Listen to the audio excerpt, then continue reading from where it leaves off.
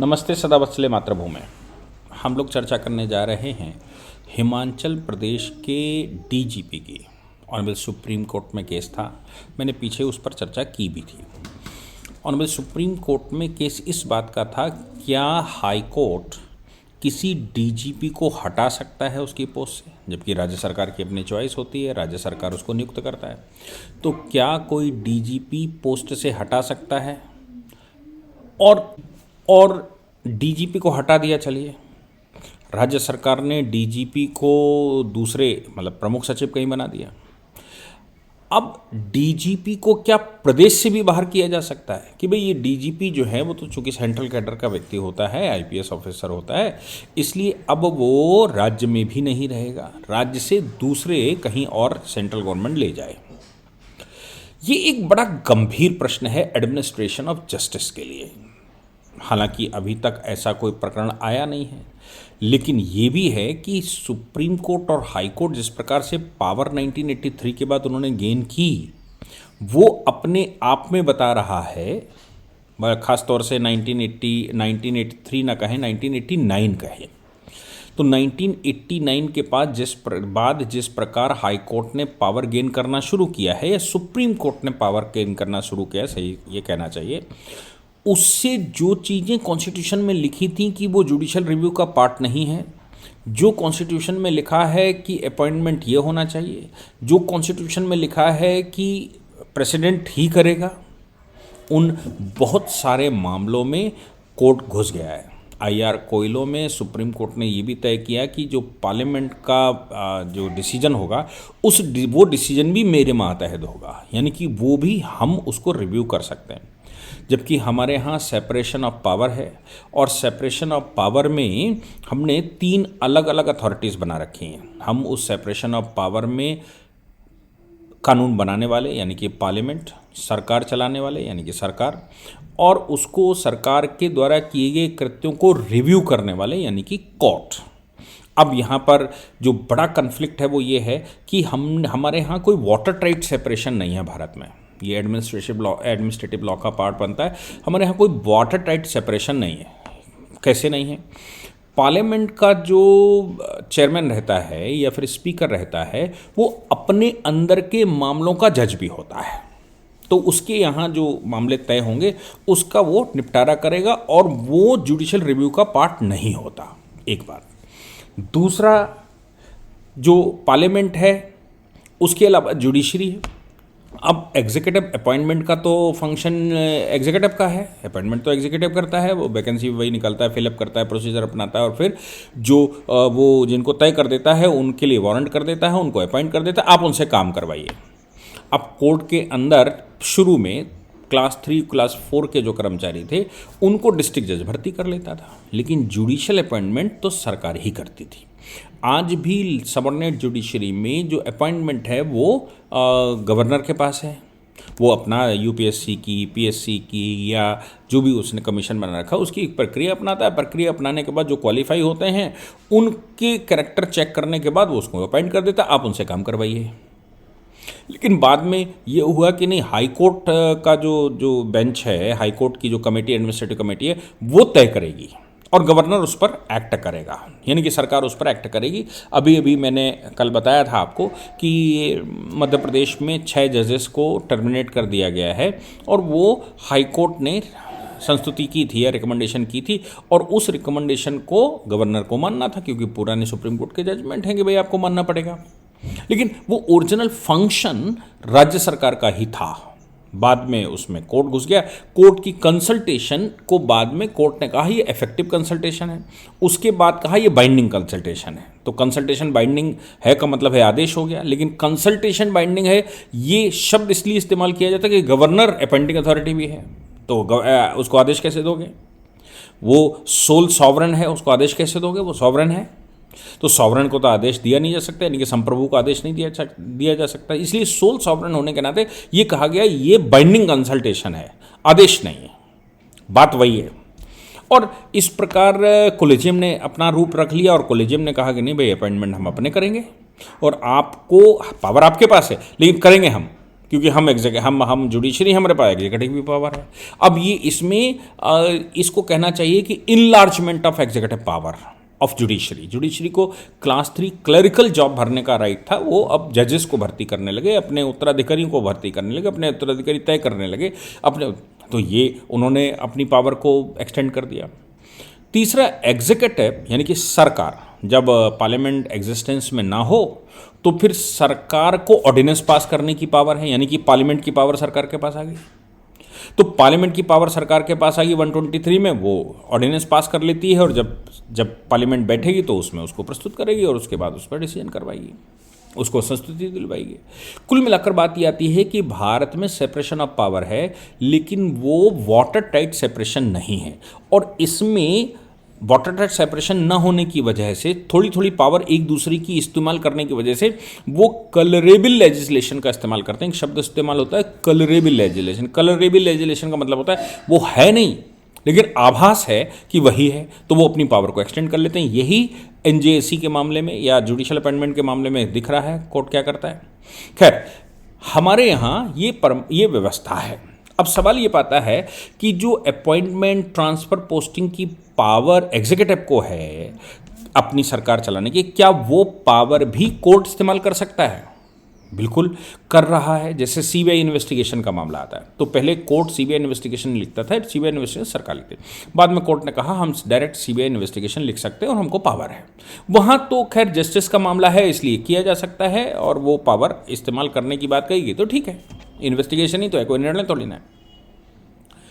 यहाँ पर हिमाचल में जो नई सरकार बनी थी, उन सरकार के डीजीपी मिस्टर कुंडू नाम उनका शायद था, तो डीजीपी ने जो कंप्लेंट है, कंप्लेंट में ये कहा गया हाई कोर्ट में कि साहब हमारा कंपनी का डिस्प्यूट है, हमारा बिजनेस का डिस्प्यूट है, और किसी की मदद करने के लिए डीजीपी इंटरवीन कर रहे हैं, डीजीपी हम पर दबाव बना रहे हैं कि आप सेटल कर लो या शेयर बेच लो। हाई कोर्ट ने डीजीपी को तलब किया होगा या जो भी हुआ हो, पता नहीं, मुझे नहीं लगता तलब किया। हाई कोर्ट ने कहा डीजीपी को इंटरवीन करने का अधिकार नहीं, क्योंकि जो कंप्लेनेंट था उसने अपनी व्हाट्सएप रिकॉर्ड्स या उसने अपनी कॉल रिकॉर्ड सब दिखाया कि भाई ये चल रहा है और ये अनाधिकृत हम पर दबाव बना रहे हैं, जो कि सिविल का मामला है, राइट का मामला है, ये कोई क्रिमिनल केस तो है नहीं, कोई फ्रॉड तो हुआ नहीं है। तो फिर पुलिस क्यों इन्वॉल्व है? डीजीपी ने कहा होगा अपने एसपी से, वहाँ के जो कमिश्नर ऑफ सीपी हो या एसपी हो, उसको कहा हुआ। उसने क्या किया कि कंपनी के बाहर पहरा बैठा दिया। अब कंपनी में आना जाना ये वो, मतलब एक प्रेशर बनाया कि भाई कंपनी क्या कर रही है। अब वो प्रेशर बनाने के चक्कर में कंपनी तो असहज महसूस हो गई। सुप्रीम कोर्ट ऑलरेडी कह चुका है कि राइट टू प्राइवेसी एक फंडामेंटल राइट है, जब तक कोई कारण ना हो आप किसी की प्राइवेसी भंग नहीं कर सकते। अब कंपनी में जो कंप्लेनेंट है उसकी प्राइवेसी भंग कर रही है सरकार नहीं, मतलब डीजीपी और वो। और मेरा मानना यह है कि चूंकि कंपनी का मामला है इसलिए निश्चित रूप से सरकार उसमें इन्वॉल्व हुई होगी और सरकार के माध्यम से ही डीजीपी आया होगा और डीजीपी ने ये किया होगा। और अगर ऐसा ना होता तो डीजीपी को टर्मिनेट कर देते, खुद ही सस्पेंड कर देते, हटा देते सरकार। तो सरकार ने ऐसा कुछ नहीं किया। हाई कोर्ट में मामला गया, हाई कोर्ट ने सरकार को कहा, सरकार ने कोई रिस्पॉन्ड नहीं किया, तो हाई कोर्ट ने डीजीपी को डीजीपी के पोस्ट से हटाने का आदेश दे दिया, इंतरिम आदेश, और कहा आगे हम सुनवाई कर रहे हैं। इंतरिम आदेश के साथ साथ अगली तारीख में या उसी तारीख में ये आदेश हो गया कि साहब आप अब हिमाचल कैडर नहीं रहेगा, आप दूसरे कैडर में जाइए। तो उन्होंने केंद्र को लिख दिया होगा कि भाई इनको कैडर बदल दो। सरकार ने क्या किया कि थोड़ी सी सांत्वना देने के लिए डीजीपी से हटाकर उनको प्रिंसिपल सेक्रेटरी बना दिया। लेकिन प्रिंसिपल सेक्रेटरी बन जरूर जाए, लेकिन है तो पावर में, तो वो तो दबाव बनाएगा, और चूंकि डीजीपी रहा है वो और दबाव बनाएगा। इसलिए हाईकोर्ट के सामने उन्होंने कहा कि साहब ये इससे काम नहीं चलेगा, इनको प्रदेश छोड़ना पड़ेगा तभी होगा। हाईकोर्ट ने प्रदेश से ट्रांसफ़र करने का ऑर्डर कर दिया। अब ये बड़ी बात हो गई कि भाई प्रदेश की कैडर चेंज करो, यानी कि सेंट्रल गवर्नमेंट को आदेश दे दिया, जबकि कैडर तो वही तय करेंगे। आप सही गलत का निर्णय करिए, ऐसा कहा गया कि आप सही गलत का निर्णय करिए, आप सजा दीजिए, आप दोषी ठहराइए, लेकिन इनको वहाँ से हटा दिया जाए, उनको ट्रांसफ़र पोस्टिंग और ये कर दिया जाए, ये तो बड़ी गंभीर बात है। मामला सुप्रीम कोर्ट में आया। सुप्रीम कोर्ट ने हाई कोर्ट से कहा कि मतलब स्टे करते हुए, उनके ट्रांसफ़र को स्टे करते हुए ये कहा कि हाई कोर्ट को डिसाइड कर लेने दीजिए, फिर मेरे पास आइए, फिलहाल हम स्टे कर देते हैं आपका ट्रांसफ़र को। हाई कोर्ट में मामला गया।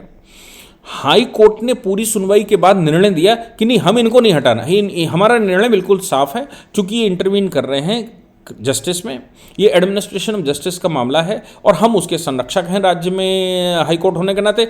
इसलिए डीजीपी का जो ट्रांसफ़र पोस्टिंग या उनको हटाने का जो आदेश दिया गया वो आदेश हम बरकरार रखते हैं। सुप्रीम कोर्ट ने स्टे किया था और कहा था आप डिसाइड करिए, उन्होंने कहा हम डिसाइड कर देते हैं। उसके बाद सुप्रीम कोर्ट फिर से केस आया। सुप्रीम कोर्ट में 3 जजेस की बेंच सुन रही थी। Honourable justice D.Y.. चंद्रचूड़ उसके हेड थे। Honourable justice D.Y.. चंद्रचूड़ के सामने ये बात आई कि भाई डीजीपी को हटाने वटाने से पहले, उसको कोई सबक सिखाने से पहले या उसको कोई बात बताने से पहले उसको एक अवसर तो दिया जाना चाहिए। इस डॉक्ट्रिन को प्रिंसिपल ऑफ नेचुरल जस्टिस कहते हैं कानून की भाषा में, और उसकी एक मैगजीम है ऑडी अल्ट्रम पार्टम, यानी कि किसी भी व्यक्ति के खिलाफ कोई निर्णय तब तक नहीं होना चाहिए जब तक कि उसकी सुनवाई ना कर ली जाए या उसको दूसरे व्यक्ति को अवसर ना दिया जाए। तो कोर्ट का भी ये सब बड़ा भारी सिद्धांत है। हमने एक्स पार्टी ऑर्डर भी मैंने पिछले लेक्चर्स में बताया है कि एक्स पार्टी ऑर्डर हो जाता है तो भी जब वो हायर कोर्ट में जाता है तो कहते हैं एक बार इनको सुन लो, क्योंकि वो प्रिंसिपल ऑफ नेचुरल जस्टिस जो कि बेसिक प्रिंसिपल है न्याय का, उस प्रिंसिपल का उल्लंघन कर रहा होता है। इसलिए डीजीपी को सम्मन नहीं किया गया, डीजीपी को बुलाया नहीं गया, डीजीपी से पूछा नहीं गया। डीजीपी से चूंकि पूछा नहीं गया, उसको अपना वर्जन रखने का अवसर ही नहीं दिया। वो बताता कि साहब हमारा उद्देश्य ये था, हमने नहीं किया, हम करेंगे नहीं करेंगे, हमने क्यों संपर्क किया था, क्या संपर्क का साधन था और क्यों, ये सब कुछ उसको डीजीपी को बताना था कोर्ट में।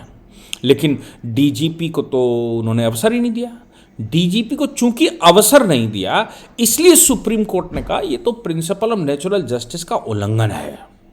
इसलिए ये जो हाईकोर्ट का ऑर्डर है, इस हाईकोर्ट के ऑर्डर को हम क्वैश करते हैं, यानी कि हाईकोर्ट के आदेश को हम समाप्त करते हैं और डीजीपी को वहीं पर रखने का आदेश देते हैं कि वो राज्य कैडर उसका चेंज नहीं होगा। तीसरी बात जो ऑनरेबल सुप्रीम कोर्ट ने कहा कि भाई हाईकोर्ट को ये ध्यान रखना चाहिए कि ये सरकार के सेंसिटिव विषय है, उनको करने दीजिए, उनके विषयों में हम जबरदस्ती टांग न अड़ाएं।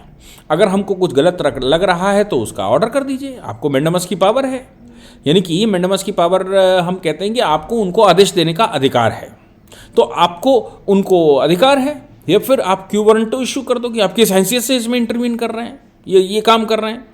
तो वैसा कुछ ना करके सीधा डीजीपी को उसको मौका दिए बगैर, उसकी बात सुने बगैर, उसको समझे बगैर उसको हटा देना और उसका कैडर चेंज करने का आदेश कर देना, ये आपका काम नहीं है, ये एग्जीक्यूटिव का काम है।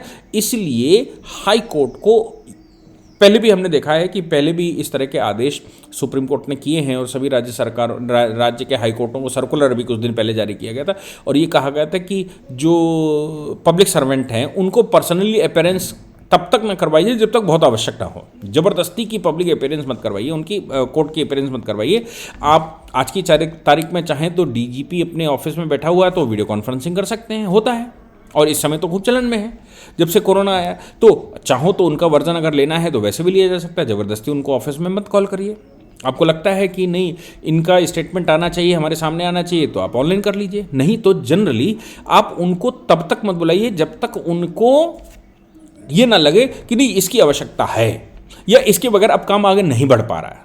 अदरवाइज क्या है कि कोर्ट्स बहुत बार ऑर्डर एवे कर देते हैं, बुलाओ देखते हैं, और फिर बुलाकर उनको हड़काते हैं। ये बहुत सारी वीडियोस अभी कोरोना के टाइम पे वायरल हुई हैं। डीजीपी साहब वर्दी उतार लेंगे, एसपी साहब वर्दी उठा लेंगे, डीएम साहब आप क्या कर रहे हैं। मेरा मानना है उद्देश्य सुधारना है, उद्देश्य किसी को पनिश करना नहीं। एडमिनिस्ट्रेशन ऑफ जस्टिस को देखते हुए हम सुधारात्मक कार्रवाई करें, भारत में व्यवस्था सही बनाएं, भारत में व्यवस्था उखाड़े नहीं। ये जो द हिंदू या इंडियन एक्सप्रेस, ये कुछ न्यूज़पेपर जो कहते हैं कि जिनके लिए कहा जाता है ये एंटी एस्टैब्लिशमेंट है, ये उखाड़ने का वाला जो चक्कर है ना कि हम उखाड़ के फेंकेंगे व्यवस्था को। व्यवस्था उखाड़ के फेंकनी नहीं है, व्यवस्था को सही करना है, उसमें संशोधन करना है, उसको सही से चलाना है, लोगों के साथ न्याय हो ऐसे व्यवस्था करना है। एंटी एस्टैब्लिशमेंट का मतलब हो गया सरकार के खिलाफ आप बार कर रहे हैं, आप सिस्टम को ही चैलेंज कर रहे हैं, आप पूरे शासन को चैलेंज कर रहे हैं, आप प्रशासन को चैलेंज कर रहे हैं। ये नहीं करना। करना क्या है कि हमें उसमें सुधारात्मक कार्रवाई करनी है, उसमें जो गुंजाइश है वो करिए। न्यायालय को भी वही करना है कि अगर उसको लगता है तो वो एक सुधारात्मक कार्रवाई के लिए उसमें आदेश दे सकता है, उसमें मैंडेमस की रिट इशू कर सकता है, उसमें क्यू वारंटो की रिट इशू कर सकता है, उनके निर्णय पर आदेश कर सकता है, या दोनों पार्टियों को बुलाकर कोर्ट में आर्बिट्रेशन करवा सकता है, मीडिएशन करवा सकता है। आदेश कर सकता है कि इनका डिसीजन फाइनल है, इसमें कुछ नहीं होगा। सिविल डिस्प्यूट फाइल करना है, सिविल डिस्प्यूट फाइल कर दो कोर्ट में, और आप सरकार उसमें इंटरवेन नहीं कर सकती। ऐसा कोई भी मैंडेमस का ऑर्डर किया जा सकता था। लेकिन सीधा डीजीपी को हटाना या शासन में सीधा इंटरवेन करना या सीधी डायरेक्शन देना, ये जो है वो जुडिशरी का काम नहीं है। हालांकि इससे पहले हमें याद है कि मिस्टर थॉमस के अपॉइंटमेंट को चैलेंज किया गया था सोनिया गांधी के, मतलब मनमोहन सिंह की सरकार के टाइम पे। अभी भी वो अस्थाना के अपॉइंटमेंट को चैलेंज किया गया था। इन सभी मामलों में सुप्रीम कोर्ट का खुद का कहना है कि लिबरल व्यू अपनाना चाहिए, ज़्यादा हार्ड और हजार्डियस नहीं बनाना, सुधार करना। तो फाइनली फिर जब नहीं मानती हैं सरकारें तो फिर हटाना उठाना एक ऑप्शन रह जाता है। यहाँ पर ऑनरेबल सुप्रीम कोर्ट ने इन बातों को ध्यान में रखते हुए जो हिमाचल के डीजीपी साहब जो बाद में प्रमुख सचिव हो गए, उनके खिलाफ जो आदेश हाई कोर्ट ने किया, उस आदेश को उन्होंने क्वैश कर दिया और क्वैश करते हुए मामले को आगे बढ़ा दिया। जय हिंद, जय भारत, वंदे मातरम।